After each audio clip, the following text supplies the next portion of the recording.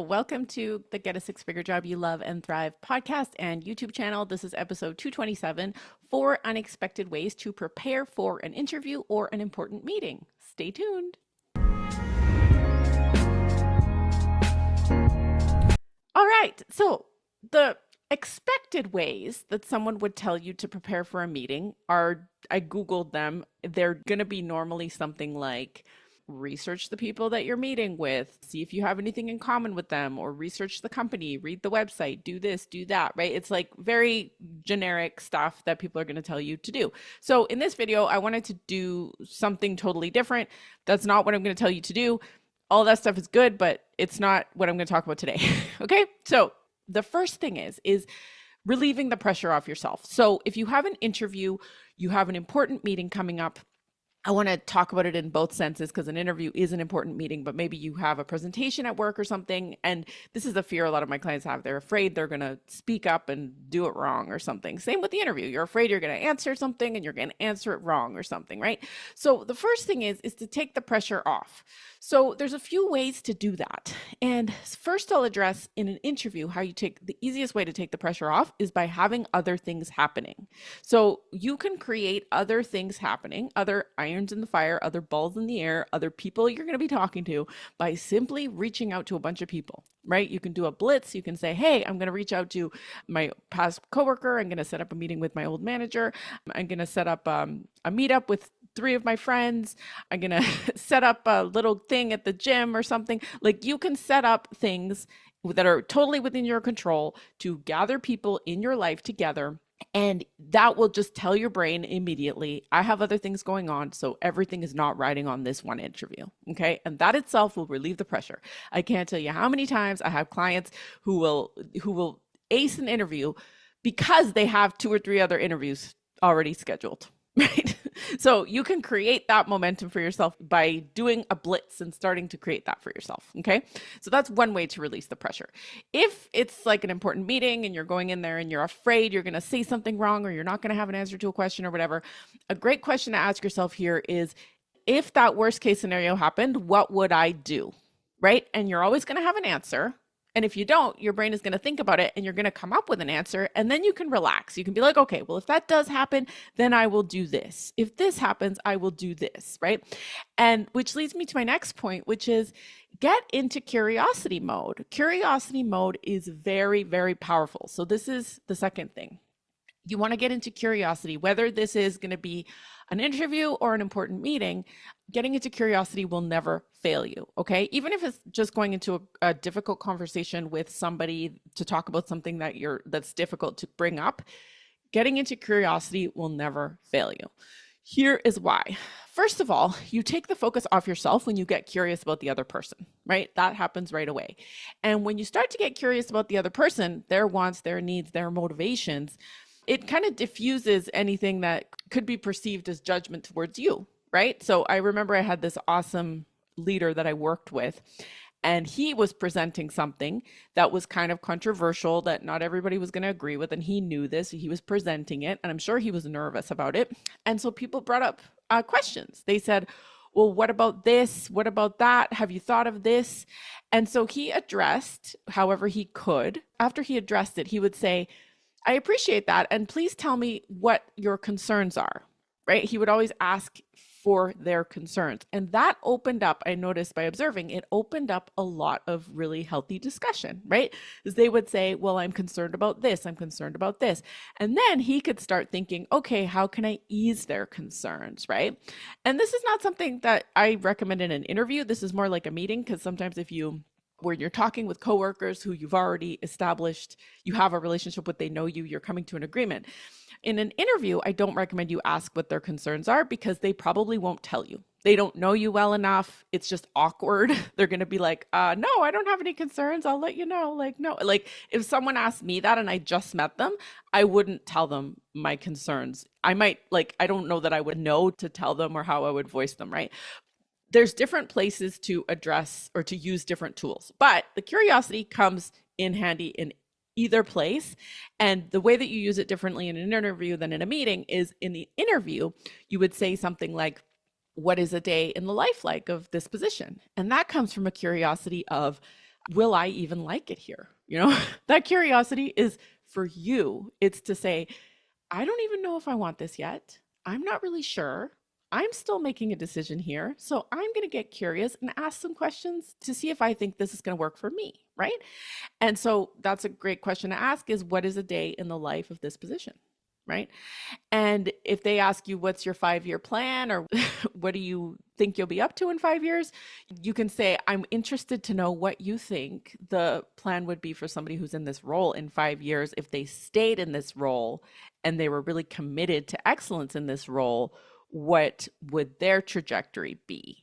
Right. And you can say, and based on that, then I would be able to give you a more accurate description of where I plan to be in 5 years if I'm hired for this role, right? Makes perfect sense, right? Because that's a collaboration. You're saying, hey, I'm not only interested in this role, but I'm curious too about where you see it going, right? And it's all speculation. Nobody knows, right? Nobody has it set in stone. It's not for sure. But by coming back to that curiosity piece and by having those curious questions, and the curiosity is really to honor yourself, right? In an interview, it's to say, slow down here. I don't know if I want this or not yet. This is what an in-demand candidate thinks, right? They think, I'm here to make a decision. I'm here to make a call, and I'm going to ask questions based on that. And that takes that whole, they're not just interviewing you, you're interviewing them into an actual application. Because we talk about that can be a nice platitude, but that's how you actually do it, is you get curious about them. Okay.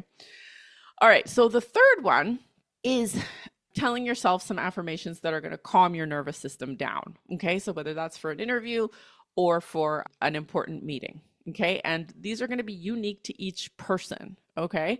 So if you are somebody who is nervous about public speaking or you are nervous about interviewing, you will need to tell yourself some things that are going to calm you. Okay. So I'll just paint a picture here as an example.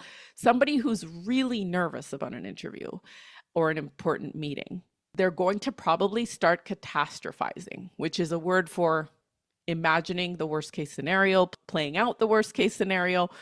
That's what our brain does. And it's to protect us so that we maybe won't go, or so that we maybe will think we can prepare for it better, right?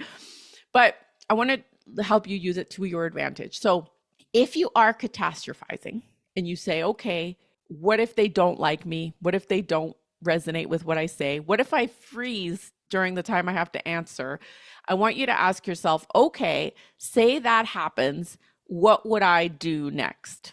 Okay. And that's just going to tell your brain that you can handle it, right? I remember once Oprah, she came up onto the stage. She starts walking across the stage and she fell. Okay. She fell flat on her face. And you know what she did? She got back up. She approached the microphone and she said, boy, I wore the wrong shoes today. And everybody laughed. And so it continued. And I thought to myself, if Oprah can trip on the stage in front of a bunch of people, me freezing or being nervous or saying something that wasn't perfectly correct is something I can probably manage too, right? Because if we think about that being the ultimate fear, you tripped on the stage in front of a large crowd of people and you could still get up and do your talk and everything could work out fine. You can go to an interview. You don't have to get everything perfect and you can still be okay, right? You can get the job. And I'll add that in. I have frozen in interviews. My face has been shaking in interviews. I have been late for an interview and I have still gotten hired for these jobs, right? And I can tell you that it wasn't a big deal, right? So I'm shaking, my face was shaking, and they even said, hey, are you okay? You seem really nervous. And I said, yeah, that's probably because I am. Everybody laughs, we move on. Okay. So you don't have to be perfect, and you have to have, well, you don't have to, but this is what I'm recommending, is that you have some affirmations, some things that settle you, some sentences in your brain that you can repeat to yourself that will help you feel settled, calm, relaxed, in demand, how you want to be feeling, right? And so someone who doesn't have those ready, they're probably going to be catastrophizing because that's what we're going to do automatically, right? Catastrophizing is like, oh, what if they don't like me? What if I freeze? What if I don't say this right? What if I don't know an answer? What if this? What if that? What if this? Right? And it's all like, notice how it'll be a bad thing, right? It's never like, what if it goes great? What if they love me? And what if they hire me on the spot? And what if they want to hear more? And what if I tell the best story and they're so engaged? That's not normally what we what if about, is it? Although that would be helpful. I would encourage that for sure. So, what we want to do is create some affirmations, and I'll give you some examples of some that have really worked for my clients in order to create the best possible like nervous system calmness and open and availability and curiosity that you can have in an interview or in an important meeting. Okay. So here's a few. I am human and that is okay. How human of me to be nervous for this opportunity. I can handle whatever happens. It's okay if I do not act perfectly. That is part of being human. I am curious to see how this is going to go. However it goes is the way it is supposed to go. Some other really good ones that people like are, I am in control of this and all other opportunities as far as how I show up. And knowing that you will respond differently to different people. Okay, so you might have an interviewer who makes you feel lovely and comfortable. Their energy might just be calm and nice, and it might be very easy to speak to them, right? And that's like probably a good indication of a good fit if you're going to be working with this person. You might have an interviewer who's very rigid, very demanding, very short, and to the point. Okay. And that person might make you not feel as at ease, right? And that's important to recognize. That's not all you, right? Like you're going to be like influenced by their energy. Energy is a real thing. So if that happens, you got to give yourself some space to say, okay, this is interesting how I feel around this person. I feel kind of pressured. I feel kind of weird, right? And so you got to take that off yourself and say, I am going to show up how I would in the job, right? Whether that means that I'm going to be nervous because this person makes me nervous, that's okay. That's human, right? Or whether that means you're going to show up as like the person who would show up in the job, right? Would you show up as curious? Would you ask questions? Like I've had an interview where I had somebody who was really abrupt and he was like, okay, so what are your sales like then? So what is this like? What is that like? And instead of trying to prove myself, instead of trying to scramble and say, well, I did this and I did this and I did this, and is it good enough? Are you happy? Do you like it? Like instead of that kind of energy, I was just like, well, why don't you tell me what expectations you have for like the top salesman or the top salesperson, just to see if I'm even aligned with this opportunity, right? Like I was just like, and I was thinking like I would turn it back as a question and be like, well, why don't you tell me like why this is a great place to work, right? Like, or I've done it with clients as well. Like if someone comes to me and they're like, well, tell me who you've helped before, like in a kind of snarky way, right? They're like, well, have you helped anybody like with my skills before? Like, can you do this? I'm not going to try to prove myself. I'm not going to come from prove myself energy. I'm just going to say, well, tell me why you think you would be a good client. Like, tell me why you think we would be a good fit. Like, tell me why you even feel inclined to come to me for help, right? Like, I'm not going to entertain that whole, like, I'm going to prove myself energy because it's just not empowering to me, right? And I used to before I knew that it was an option, right? So you want to get into that space where you are going to create some affirmations for yourself that are really going to calm you. And so that one of those affirmations might be, I don't have to prove myself to anybody. Those who are going to appreciate are going to recognize me for the value that I provide, right? And I'm going to do my best to express that. I'm going to do my best to convey that through curiosity and through the skills and the value that I have contributed. However, it's not my fault if they can't see it. It's not my responsibility to prove myself. It's simply my responsibility to impress me. Okay. So you want to be impressive to yourself. And when you can be impressive to yourself, it won't matter if other people are impressed by you or not. Okay. And I want to give you an example here. Say if you have a child or a puppy or a pet or any little small thing that you love. Okay. You love the heck out of your kids. You love the heck out of your puppies and your pets. And someone came along and said, your child is ugly, your child is stupid, or your dog is an idiot, right? You loving that thing or person or little kid as much as you do, you're not going to try to prove that they're wrong. You're going to be like, huh, that person doesn't know what they're talking about, right? That person's confused, whatever, right? And you're going to be like defensive and be like, go away, right? And so I want you to be like that with yourself. Be protective of your own value, okay? If someone can't see it, it doesn't mean it doesn't exist. It just means that they didn't have the capacity to see it in that moment, and that's okay, right? Maybe you could have conveyed it better. You will learn how to, but they likely weren't the person who was going to see it anyway, okay? But it is like a balance, right? We want to learn how to convey our value as much as we can. We want to add value ahead of time. Yes, we do. But we don't want to strive and hustle and like come from that needy, please approve of me place, right? It's like a balance, right? So I hope you're picking up what I'm putting down there. It's definitely a nuanced balance. So some more affirmations to help you calm your nervous system are: I do not need to prove myself to anybody but my own self. I don't need to prove myself to anybody but myself. Okay. I do not need to perform for anybody. I do not need to put on a show for anybody. I simply need to do my very, very best. And then I will evaluate myself as to how I would like to do better next time in that situation. Okay. So your opinion of how you're doing, on how you felt, on what you could contribute, that's going to be the most valuable feedback you can receive after an interview, after a meeting. Now, I'm not saying it's not helpful to get feedback from other people. People can give you great feedback, but you have to pay attention where it's coming from. Okay. If it's coming from a place of, I really want to help you, I really do think this would be helpful for you, and you'll be able to feel that. You'll be able to hear that feedback from the person, and you'll agree, and you'll feel good about it, and you'll say, thanks, I'm excited to implement. That sounds like great feedback. But sometimes people can give you feedback that doesn't feel very good, and you got to pay attention to how that feels, right? So if they say, oh, your resume was terrible, I really think you need to have it redone, you might look at it and you might say, well, I might agree with them, I might not, but I'm getting results from this resume. So, you got to pay attention to the feedback you're getting in the real world before you pay attention to someone whose feedback doesn't make you feel good, or someone who hasn't done what you want to do or is where you are. Okay. Or is where you want to be. Okay. All right. So the fourth and last unexpected way to prepare for an interview. So let me just recap. So the first one is to take the pressure off yourself. Okay. And I talked about ways you can do that, how you can take the pressure off yourself. The second one is get into curiosity.